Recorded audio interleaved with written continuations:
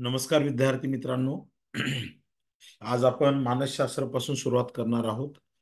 तुमच्यापैकी एकाने मला फक्त एवढं सांगायचंय की आवाज येतोय का, एवढं मला सांगा तुम्ही. येतोय सर. येतोय आवाज? ठीक आहे ठीक आहे. बाकीच्यांनी माईक म्यूट करा. आणि त्याच्यानंतर काही उद्या परवा नंतर मीच तुम्हाला काही जणांना वाचायला सुद्धा लावणार आहे. तर ज्यांच्याकडे रेंज चांगली असेल त्यांनी वाचलं तरी चालणार आहे. त्याच्यामुळे आपली रिव्हिजन पण होणार आहे आणि मी एक्सप्लेनेशन करणार आहे. ओके. सो सगळ्यांचं पुन्हा एकदा स्वागत आहे. आज आपण कॉमन घेतोय मानसशास्त्र विषय असल्यामुळे त्याच्यामध्ये फक्त डेप जी आहे पेपर 2 ची थोडी नंतर बदलणार आहे. पण बेसिकली आपण ओव्हरऑल ज्या नोट्स तयार केलेल्या आहेत तर त्या कॉमन मानसशास्त्र विषयासाठीच्या कॉमनच असणार आहेत. तर सुरुवात आहे मानसशास्त्र. आता मानसशास्त्र म्हणजे काय ते अगोदर समजून घेणं तेवढं गरजेचं आहे. त्यानंतर पुढे आपण मग पुढे जाऊया. तर मानसशास्त्र काय आहे बघा, त्याच्यामध्ये दिलेलं आहे की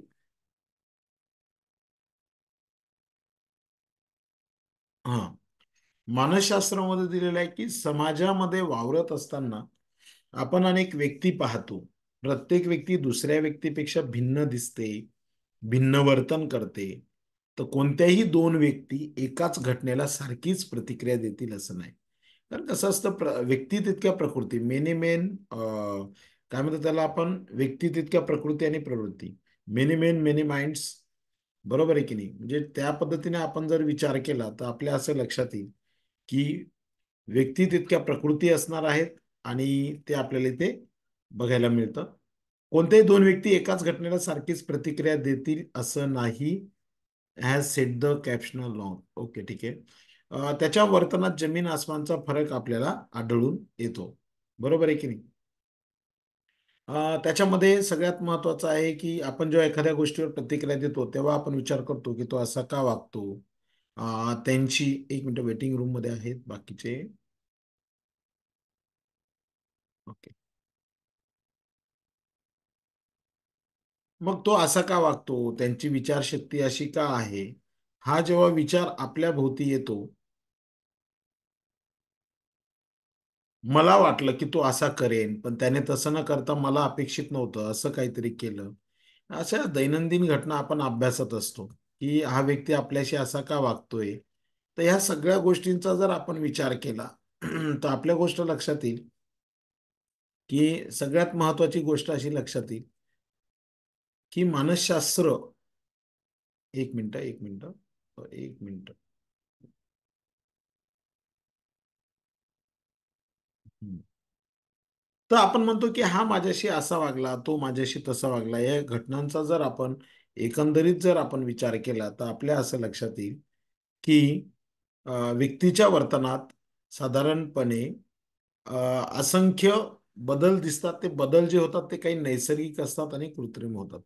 म्हणजे बेसिकली आपल्या शरीरामध्ये जे वेगळ्या प्रकारचे हार्मोन्स सिक्रेट होतात किंवा आपल्या शरीराची जी रचना आहे, 9 प्रकारच्या संस्था आहेत त्याच्यामध्ये, तर त्यांचा जर आपण विचार केला तर प्रत्येकाची देहबोली, वागणं वेगळं आहे. म्हणजे दोन गोष्टी आहेत, एक नॅचरली चेंजेस असतात आणि एक आर्टिफिशियल चेंज असतात. त्यामुळे व्यक्तीच्या वर्तनाचा शोध घेण्याचे कार्य मानसशास्त्र करतं. इथून मानसशास्त्राचा प्रवास सुरू होतो की व्यक्तीचं वर्तन कसं आहे, त्या वर्तनाचा शोध घेण्याचं कार्य मानसशास्त्र करतं. व्यक्ती का, कधी, कसे, केव्हा, कुठे, कसे वर्तन करतो, त्यामागचा शास्त्रीय पाठलाग करण्याचं काम सुद्धा मानसशास्त्र आहे. आज मानसशास्त्राने सर्व क्षेत्रात आपला स्वतःचा एक पाय रोवलेला आहे. पाश्चिमात्य मानसशास्त्राची शास्त्रज्ञांनी या विषयावर बराच अभ्यास केलाय. आता याच्यामधून सगळ्यात महत्वाचे मुद्दे आपले पुढे येणार आहेत, ते आपण अभ्यासणार आहोत. तर ते मुद्दे कोणते आहेत महत्वाचे, तर त्याच्यामध्ये सगळ्यात पहिला महत्वाचा मुद्दा आहे की 21वे जे शतक आहे ते 21वे शतक मानसशास्त्राचं शतक म्हणून ओळखलं जातं. आता 21व्या शतकामध्ये मानसशास्त्राच्या बाबतीत एवढं संशोधन का झालं, तर त्याला अनेक कारण मीमांसा आहे. तर त्याच्यामध्ये मानसशास्त्राचा उगम कसा झालाय ते सुद्धा बघणं क्रमप्राप्त आहे. त्याच्यामध्ये आपण जर विचार केला तर 21वे शतक जे आहे, तर 21वे शतक मानसशास्त्राचं शतक म्हणून ओळखलं जातं. स्वच्या शोधातून मानसशास्त्राचा उगम झालेला आहे. स्व म्हणजे कोण, तर आपण स्वतः. तर जनक कोण आहे तर अरिस्टॉटल हे मानसशास्त्राचे जनक मानले जातात. लक्षात ठेवायचं आहे, अरिस्टॉटल हे मानसशास्त्राचे जनक मानले जातात. मानसशास्त्राचा जन्म हा तत्वज्ञानातून झालेला आहे. म्हणजे जो बेस आहे, जो पाया आहे, मानसशास्त्राचा जो पाया आहे तो तत्वज्ञानातून आहे. याची अभ्यासाची सुरुवात जर आपण पाहिली, मानसशास्त्राचा अभ्यासाची सुरुवात, तर इसवी सन पूर्व 384 तर 322. तत्वज्ञानाचे मानसशास्त्र हे अविभाज्य अंग आहे. मानसशास्त्राची उत्पत्ती खूप जुनी आहे, तत्वज्ञानापासून वेगळी मिळालेली आहे. शाखा म्हणून जर विचार केला तर मानसशास्त्राला शाखा म्हणून जी मान्यता आहे ही 200 वर्षापासून आहे. यातले महत्वाचे मुद्दे काय आहेत तर अरिस्टॉटलला जनक मानलं जातं, हा एक महत्वाचा मुद्दा आहे. तत्वज्ञान, फिलॉसॉफी जो आहे तो philosophy is the base of the psychology. तर तत्वज्ञान हे मानसशास्त्राचा पाया आहे. मानसशास्त्राची शाखा 200 वर्षापूर्वीच एक स्वतंत्र म्हणून शास्त्र म्हणून अस्तित्वात आले. मानसशास्त्राचा अभ्यासाची सुरुवातच मुळात स्वपासून झालेली, म्हणजे स्वतःपासून झालेली. त्याचा जर आपण फोड केली तर फोड केल्यानंतर असं लक्षात येतं मानसशास्त्राची अर्थ अथवा उत्पत्ती कशी होते. तर मानस अधिक शास्त्र म्हणजे मानसशास्त्र. आता मानस म्हणजे काय तर मन, आणि शास्त्र, आता कुठलंही शास्त्र अभ्यासायचं म्हटलं तर ते कसं असतं, त्या शास्त्राचा जर आपण विचार केला तर त्या शास्त्रामध्ये सगळ्यात महत्वाची गोष्ट जी आहे तर ती म्हणजे एखाद्या घटनेचा, प्रसंगाचा, विषयाचा, व्यक्तीचा केलेला रीतसर किंवा पद्धतशीर अभ्यास. जो रीतसर अभ्यास केला जातो, पद्धतशीर अभ्यास केला जातो, त्याला आपण मानसशास्त्र असं म्हणत असतो. तर मानस म्हणजे मन, शास्त्र म्हणजे रीतसर. तर मानसशास्त्रामध्ये रीतसर आणि पद्धतशीर अभ्यास केला जातो. मानसशास्त्राला इंग्रजीमध्ये सायकोलॉजी म्हटलं जातं. सगळ्यात महत्वाचा मुद्दा आहे, मानसशास्त्राला इंग्रजीमध्ये काय म्हटलं जातं, सायकोलॉजी असं म्हटलं जातं. याच्यामध्ये याची उत्पत्ती जी आहे ग्रीक शब्दापासून झालेली आहे, हे सुद्धा मुद्दे महत्वाचे आहेत. त्यामध्ये सायके आणि सोल.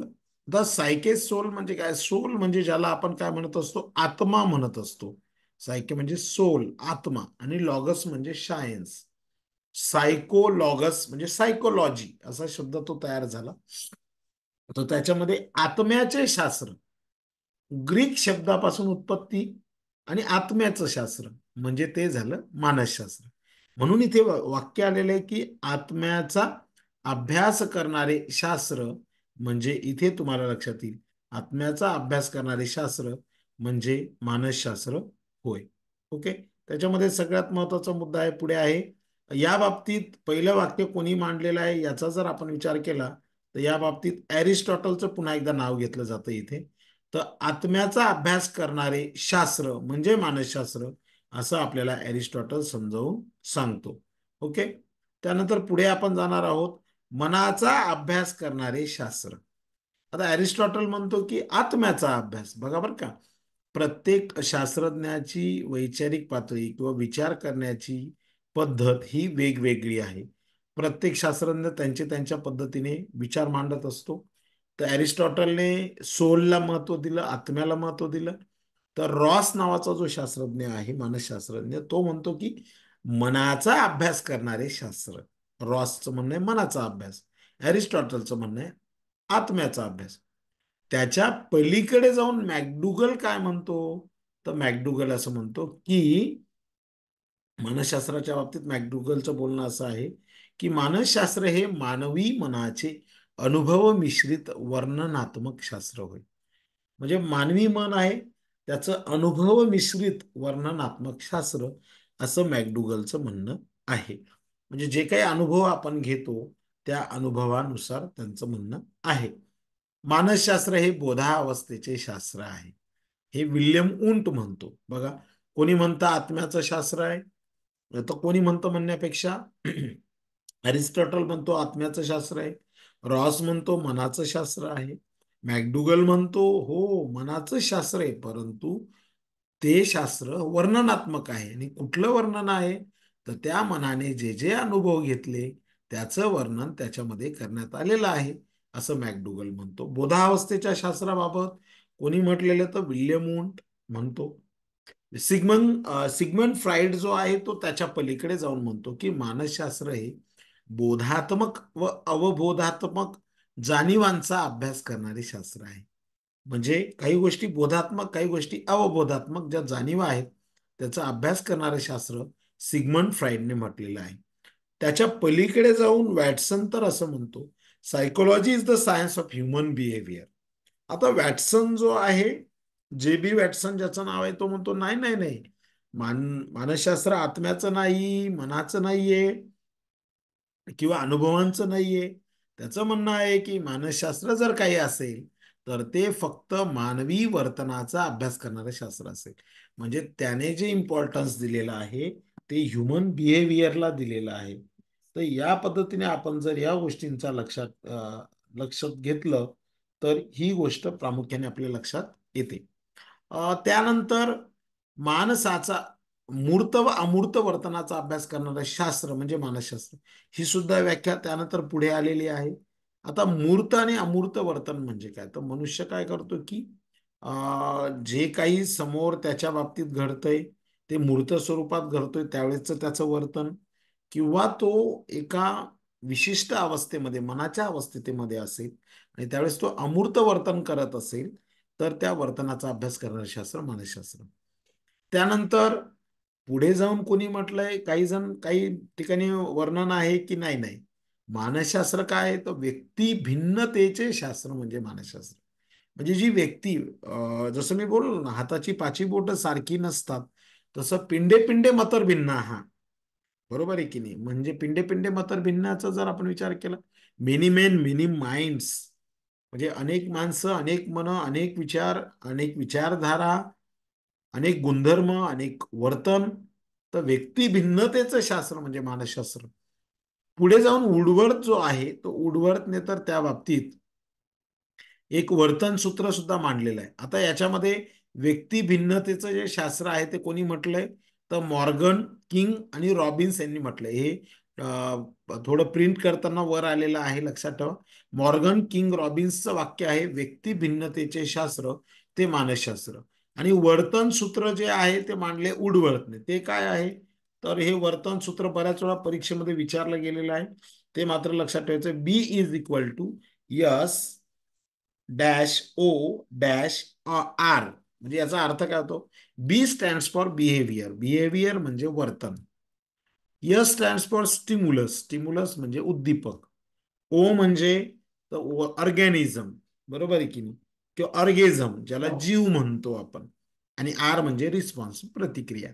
तर हे जे वर्तन आहे ते वर्तन ह्या तीन गोष्टींवर चालतं. उदाहरणार्थ, तुमच्या समोर गुलाबजामुन ठेवला, बरोबर आहे की नाही. मग गुलाबजामुन ठेवल्यानंतर काय करणार तुम्ही, तर सगळ्यात महत्वाचं स्टिम्युलस तयार होईल. म्हणजे तुम्हाला गुलाबजामुन समोर दिसल्यावर आपोआप, म्हणजे गुलाबजामुन हा तुमचा उद्दीपक झाला, ऑर्गॅझम म्हणजे तुम्ही झाला, तर हळूहळू तुमच्या तोंडाला पाणी येणार, म्हणजे ही झाली प्रतिक्रिया. हे मी साधं खाण्याचं उदाहरण दिलं. असं तुम्ही कोणतंही उदाहरण घ्या. आपण एखाद्याला शिवी दिली हसडून, तो तिकडचा काही टाइमपास करणार नाही, तो पण शिवी देणार आहे. एखाद्याने एखाद्याला मारलं, दुसराही समोरचा लगेच तयार होतो. म्हणजे इथे जर आपण विचार केला तर बिहेवियर कसं आहे, कुठल्याही विषयाचं बिहेवियर. कोणाचा तरी आवाज येतोय, माईक म्यूट करा. बिहेवियरचा जर आपण विचार केला, माझा आवाज येतोय तुम्हाला सगळ्यांना व्यवस्थित, कोणीतरी एकाने सांगायचंय. Yes sir. Okay Sarita madam, thank you. तर याच्यामध्ये behaviour is equal to stimulus dash organism dash response, वर्तन बरोबर उद्दीपक अधिक जीव अधिक प्रतिक्रिया. हे फॉर्म्युला कोणी मांडलेलं आहे तर वर्तन सूत्र जे मांडलेलं आहे ते वुडवर्थ यांनी मांडलेलं आहे. एवढं लक्षात घ्यायचं आहे. त्याच्यानंतर पुढचा भाग आहे मानसशास्त्राचे स्वरूप. चला अरवी मोबाईल लावतो. हॅलो, मोबाईल लावतो. आवाज आवाज खायला नको, आवाज. इकडे इकडे. सायली मॅडम, आवाज म्यूट करा तुमचा. हा चला, कोण वाचतंय हे मानसशास्त्राचं स्वरूप, कोण वाचतंय मी समजून सांगतो. पहिल्यांदा हे मुद्दे वाचायचे आहेत म्हणजे आपलं इंटरॅक्शन पण होईल. वाचतंय कोणी? मी वाचते सर. कोण वाचतंय? चैताली मॅडम हो वाचताय सर. का? Okay okay, to be continue ma'am. हो. मानसशास्त्राचे स्वरूप. पहिलं पॉइंट, आत्म्याचा अभ्यास केला जातो. इकडे इकडे इकडे. दुसरं पॉइंट, मनाचा अभ्यास केला जातो. तिसरा, बोधावस्थेचा अभ्यास केला जातो. चौथा, वर्तनाचा अभ्यास केला जातो. थोडक्यात सांगायचे झाल्यास शास्त्र हे वर्तनवादी, वास्तववादी, वर्णात्मक तसेच त्यामध्ये प्राण्यांचा मानसिक प्रक्रियांचा अनुभवश्रित पद्धतीने अभ्यास केला जातो.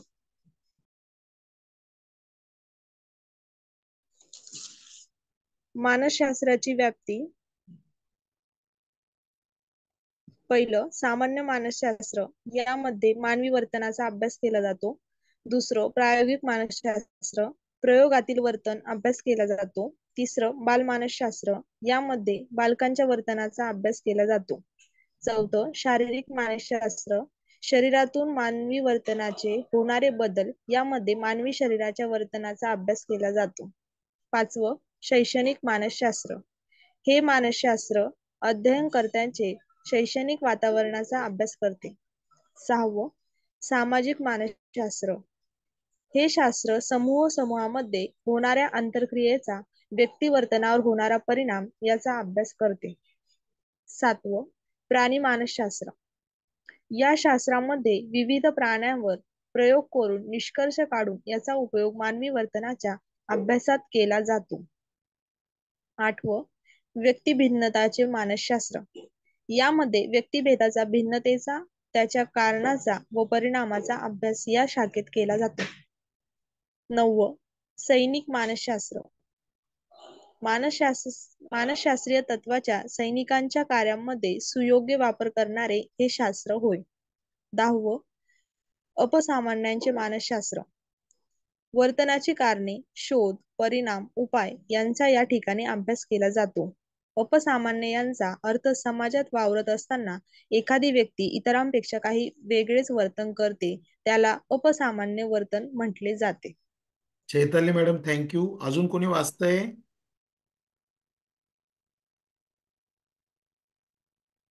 वाचतंय कोणी? आहे कोणाला शक्य वाचणं? चैताली मॅडमने छान वाचलंय बघा. मी तुम्हाला एक्सप्लेन करणारच आहे पुढे. वाचतंय कोणी?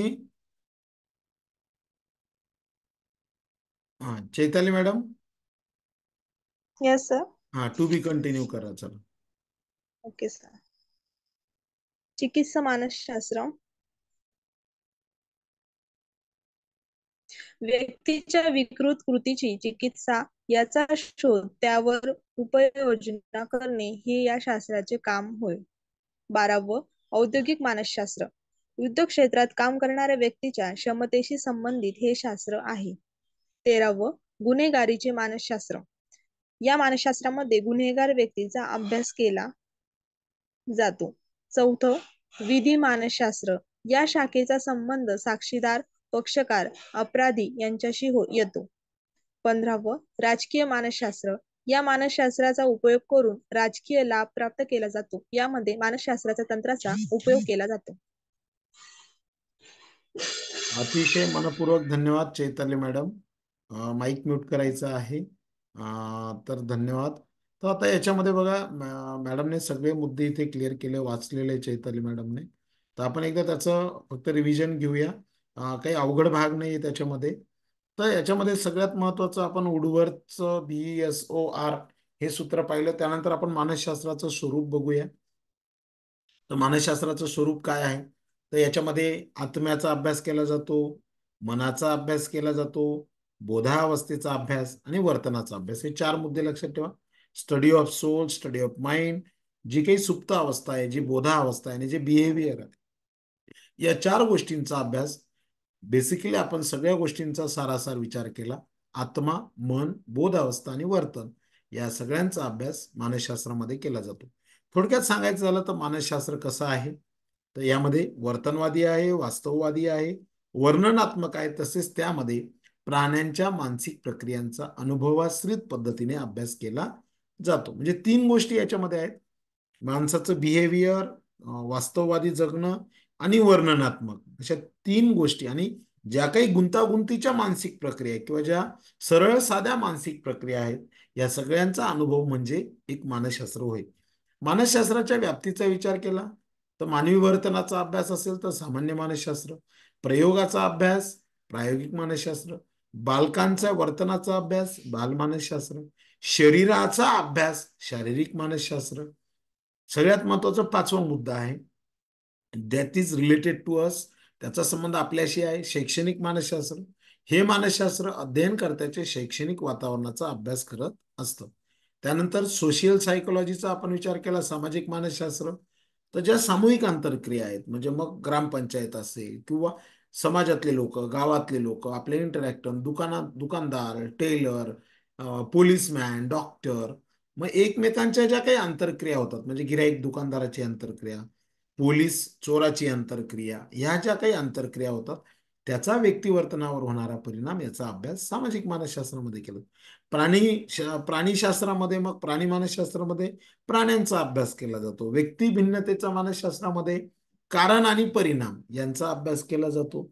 सैनिक मानसशास्त्रामध्ये मानसशास्त्रीय तत्वांचा सैनिकांच्या कार्यामध्ये सुयोग्य वापर करणं, याचा अभ्यास केला जातो. आता अपसामान्यांचं मानसशास्त्र म्हणजे जे, आता तुम्हाला माहिती आहे की ज्यांना सायकोलॉजिकल प्रॉब्लेम आहे, मग तो नॅचरली आहे किंवा मग तो आर्टिफिशियली आलेला असेल, तर अशा व्यक्तींच्या बाबतीत जरी आपण विचार केला, तर यामध्ये असामान्य यांचा अर्थ वावरत असताना एखादी व्यक्ती इतरांपेक्षा काही वेगळं वर्तन करते का, बरोबर आहे की नाही. म्हणजे मग तुम्ही सिग्नलवर गेलात, फुटपाथवर गेलात, किंवा मग तुम्हाला अशा व्यक्ती भेटतात रस्त्याने, की त्यांचं वर्तन, ते माणसं आहेत पण त्यांचं वर्तन जे समाजाचे नियम आहेत त्याच्या व्यतिरिक्त त्यांचं वर्तन आहे, मग ते त्याचा अभ्यास ज्याच्यामध्ये केला जातो त्याला म्हटलं जातं अपसामान्यांचं मानसशास्त्र. Vivo Y73 यांनी हँड रेज केलेला आहे. बोलू शकतात, काही प्रश्न आहे? आणि याच्या पुढे सगळ्यांना एक विनंती आहे, जॉईंट होताना तुम्ही जरी मोबाईलवरून जॉईन झालात, कुठूनही जॉईन झालात, तर तुमचं नाव टाकायला मात्र विसरायचं नाही. नाव टाकल्यामुळे मला समजेल की नेमकी तुम्हाला अडचण काय आहे किंवा मग कोण बोलतंय ते समजेल. सो कृपया हँडरेज करत असाल, काही अडचण असेल तर हँडरेजचा ऑप्शन असतो तिथे, हँडरेज तुम्ही करू शकतात. आणि दुसरी गोष्ट, जॉईन होताना उद्यापासून मात्र तुम्ही नाव टाकायचं आहे. त्यानंतर आहे चिकित्सा मानसशास्त्र. आता चिकित्सा मानसशास्त्र काय आहे बघा, मग यामध्ये व्यक्तीच्या विकृत कृतीची चिकित्सा केली जाते. कारण मीमांसा केली जाते की याला नेमका असा आजार का आहे किंवा याचं वर्तन, विकृत वर्तन का झालेलं. बघा, जेव्हा अजमल कसाब असेल, त्याने एवढे लोकांना ठार केलं, किंवा मग तुम्ही जर भारतामध्ये विचार केला, तर थोडं माझ्या वाचनात किंवा मी जे काही व्हिडिओ पाहिलेत यूट्यूबवर, त्याच्यामध्ये असं आहे की काही असे विकृत गुन्हेगार झालेले आहेत की त्यांनी 30-30 लोकांचा मर्डर केलेला आहे. काहींनी लहान मुलांचं अपहरण केलेलं आहे. मग ही लोक अशी का वागतात? मग त्यांच्या लहानपणी किंवा ते जेव्हा लहान होते तर त्यांच्या बालमनावर काही परिणाम झालेला आहे का, या सगळ्या गोष्टींचा अभ्यास याच्यामध्ये होतो. ओके. जर कोणी उशिरा जॉईन होत असेल लेक्चरला तर काळजी करू नका, आपण हे रेकॉर्डिंग करतोय, रेकॉर्डिंग केल्यानंतर युट्यूबला टाकतोय. आपले लिस्टेड आहे, ती युट्यूबला लिस्टेड केलेलं आहे मी. ते फक्त ज्यांना लिंक मी शेअर करतो तुम्हाला, तेवढं तुम्हाला बघायला मिळणार आहे. आणि जेव्हा जेव्हा वाटलं की मागचं लेक्चर मला बघायचं आहे, तर त्या लिंक ग्रुपवरच असणार आहे, तिथून तुम्ही बघू शकता. त्यानंतर आहे औद्योगिक मानसशास्त्रामध्ये उद्योग क्षेत्रातले व्यक्तींचा अभ्यास. त्यानंतर गुन्हेगारीमध्ये गुन्हेगार व्यक्तीचा अभ्यास केला जातो. विधीमध्ये विधी म्हणजे वकिलांच्या संदर्भात किंवा लॉच्या संदर्भात आहे. त्यामध्ये मग साक्षीदार, पक्षकार, अपराधी या सगळ्यांचा अभ्यास होतो. राजकीय मानसशास्त्रामध्ये आपण जर विचार केला तर सगळ्यात महत्वाचं याच्यामध्ये राजकीय लाभ प्राप्त करून घेण्याचं काम ही लोक करत असतात. राजकारणी लोक, त्यांचा अभ्यास केला जातो. आपला सर्वाधिक जवळचा संबंध आहे शैक्षणिक मानसशास्त्राशी. ओके, तर ते शैक्षणिक मानसशास्त्र आपण बघणार आहोत. कोण वाचतंय? चला कंटिन्यू. वाचतंय कोणी?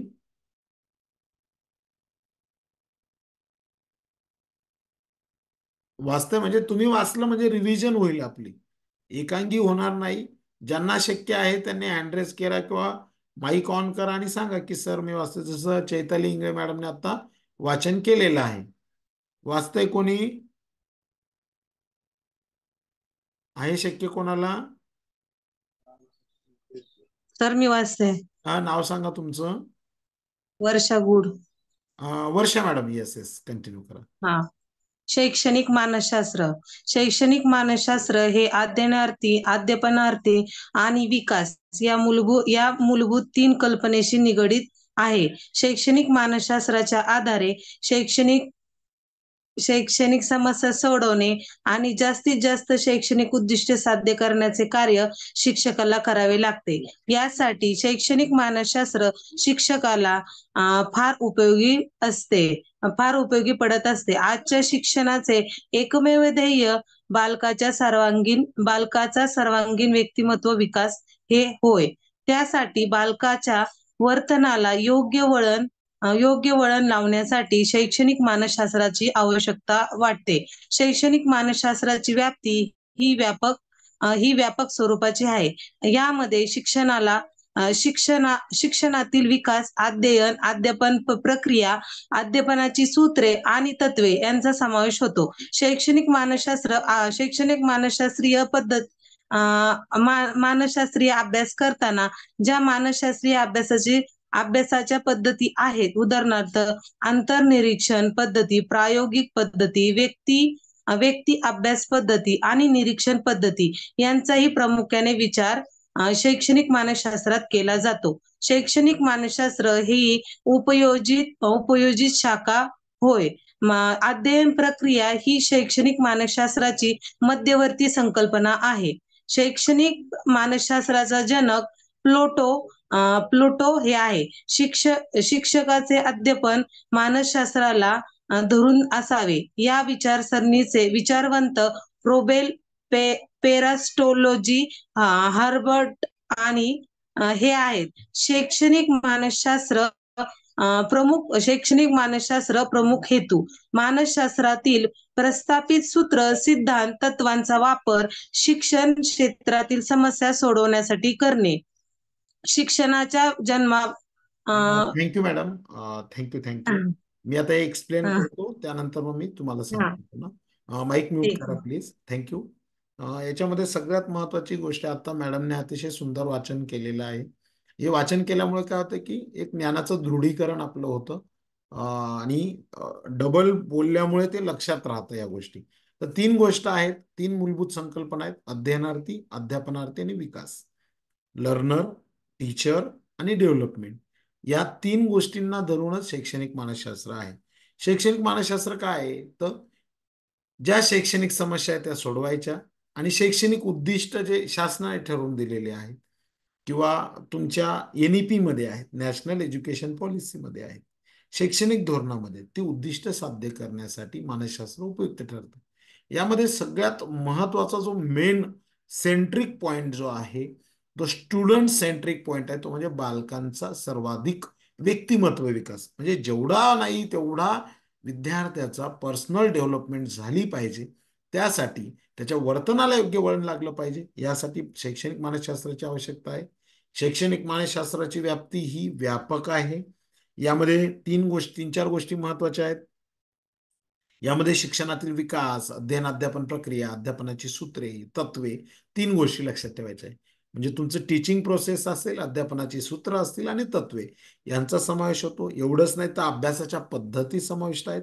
अंतर्निरीक्षण पद्धती, इंट्रोस्पेक्शन मेथड, प्रायोगिक पद्धती, एक्सपेरिमेंटल मेथड, त्यानंतर ज्याला म्हणतो आपण केस स्टडी म्हणजे व्यक्ती अभ्यास पद्धती आणि ऑब्झर्वेशन मेथड, या 4 मेथडचा प्रामुख्याने याच्यामध्ये अभ्यास केला जातो. शैक्षणिक मानसशास्त्र ही उपयोजित शाखा आहे. सगळ्यांना माहिती की ऍप्लिकेशन बेस्डची शाखा आहे. याच्यामध्ये सगळ्यात महत्वाची मध्यवर्ती संकल्पना काय, सेंट्रल पॉइंट काय किंवा सेंट्रल कॉन्सेप्ट काय आहे तर अध्ययन प्रक्रिया ही शैक्षणिक मानसशास्त्राची मध्यवर्ती संकल्पना आहे. शैक्षणिक मानसशास्त्राचा जनक जर आपण पाहिला तर तो आहे प्लेटो. बरोबर की नाही? अरिस्टॉटलचा शिष्य प्लेटो होता, एवढं मात्र लक्षात ठेवायचं आहे. तर शैक्षणिक मानसशास्त्राचा जनक आहे प्लेटो. शिक्षकाचे अध्यापन मानसशास्त्राला धरून असावे या विचारसरणीचे होते प्रोबेल, पेस्टॉलॉजी, हर्बर्ट. शैक्षणिक मानसशास्त्राचा प्रमुख हेतू आहे त्यामध्ये प्रस्थापित सूत्र, सिद्धांत, तत्वांचा वापर, जी काही शास्त्रज्ञांनी तत्व, सूत्र, सिद्धांत शोधून काढली त्यांचा वापर हा झाला पाहिजे. आता क्रो आणि क्रो असं म्हणतो, क्रो अँड क्रो. व्यक्तीच्या जन्मापासून तिला दिल्या जाणाऱ्या अध्ययन अनुभवांचा अभ्यास करणारे शास्त्र म्हणजे शैक्षणिक मानसशास्त्र. क्रो अँड क्रोने तर अतिशय उत्तम वर्णन केलेलं आहे की त्याला जे अध्ययन अनुभव मिळत आहेत त्यांचा अभ्यास. लक्षात ठेवा, व्याख्या विचारल्या जातात कोणाचं वाक्य आहे असं किंवा क्रो अँड क्रो यांनी काय म्हटलेलं आहे. जड्ड नावाचा जो आहे तो असं म्हणतो की व्यक्तीच्या जन्मापासून प्रौढ अवस्थेपर्यंत त्याच्या विविध विकास अवस्थांचा शास्त्रीय अभ्यास म्हणजे शैक्षणिक मानसशास्त्र.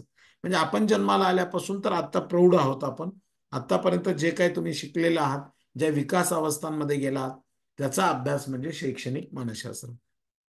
शैक्षणिक मानसशास्त्र ही मानसशास्त्राची एक अभ्यास शाखा असून त्यामध्ये अध्यापन अध्ययनाचा अभ्यास केला जातो. या बाबतीत ठाम मत आहे स्किनरचं. स्किनर नावाचा जो मानसशास्त्र म्हणतो तो तर असं म्हणतो की या बाबतीत मी सहजपणे सांगू शकतो की ज्या अध्यापन आणि अध्ययनाचा अभ्यास हा केला जातो असं स्किनरचं म्हणणं आहे. मॅकफरलँड तर असं म्हणतो की लोकांना कसे शिकवावे या संदर्भात मानवी वर्तन अनुभव यांचा केलेला पद्धतशीर अभ्यास म्हणजे शैक्षणिक मानसशास्त्र होय. आता याच्यामध्ये गुथ्री आणि पॉवर्सचं म्हणणं असं आहे की शैक्षणिक मानसशास्त्र शिक्षणाचं शास्त्र होय. यामध्ये येणाऱ्या समस्यांचा विचार करण्यासाठी मानसशास्त्रीय तत्वांचा वापर करणारं शास्त्र म्हणजे शैक्षणिक मानसशास्त्र होय असं पॉवर्स आणि गुथ्रीचं म्हणणं आहे. त्याच्या पलीकडे जाऊन आपण बघूया की अध्ययनार्थ्यांच्या वर्तनाचा, त्या वर्तनाच्या मुळाशी असणाऱ्या मोटिवेशनचा, प्रेरणेचा अभ्यास करणारं शास्त्र एकंदरीत शैक्षणिक मानसशास्त्र.